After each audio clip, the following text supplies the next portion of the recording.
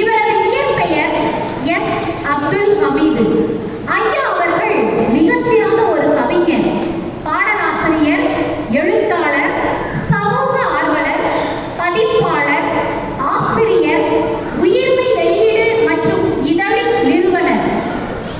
இவரை குறிப்பிடத்தக்க சில படைப்புகள் பசித்த பொழுது, அதிலத்தின் ருசி, அந்நிய நிலத்தின் பேனா, 100 பௌர்ணமிகளின் வெளிச்சம், மிஸ் யூ, இன்னும் பல. இவர் பெற்ற மிகச்சிறந்த விருதுகள் பல.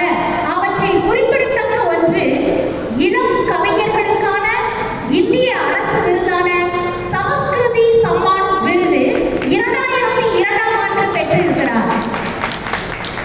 2023இல் ஐயா அவர்களை சென்னை நூலக ஆணையத்தின் தலைவராக நியமிக்கப்பட்டார்கள். ஐயா அவர்களின் மிகச்சிறந்த படைப்புகளான கவிதைகளுள் தீவிர ரசிகையான நான் இந்த கவிதையை உங்கள் முன் பகிர்ந்து கொள்ள விளைகிறேன். ஒரு கை நீட்டி இருந்தால் இவ்வளவு பெரிய பள்ளத்தில் விழுந்திருக்க மாட்டேன். கொஞ்சம் இரு என ஒரு வார்த்தை சொல்லி இருந்தால் இவ்வளவு தூரம் போயிருக்க மாட்டேன். ஒரு சிறிய சமாதானம் தந்திருந்தால் மனநல மருத்துவரின் வரவேற்பறை வரை வந்திருக்க மாட்டேன். அவ்வளவு எளிதில் மன்னிக்கக்கூடிய ஒன்றை ஒரு முறை மன்னித்திருந்தால் இத்தனை சவுக்கடிகளை எனக்கு நானே கொடுத்துக் கொண்டிருக்க மாட்டேன்.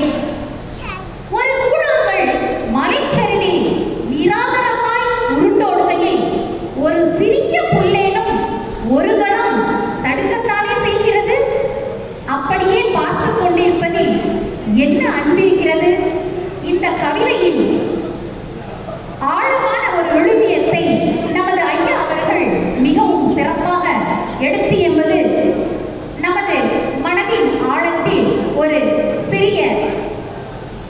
சிறிய கணமேலும் பிறருக்கு நமது கைகளை கொடுத்து உதவ வேண்டும் என்பதை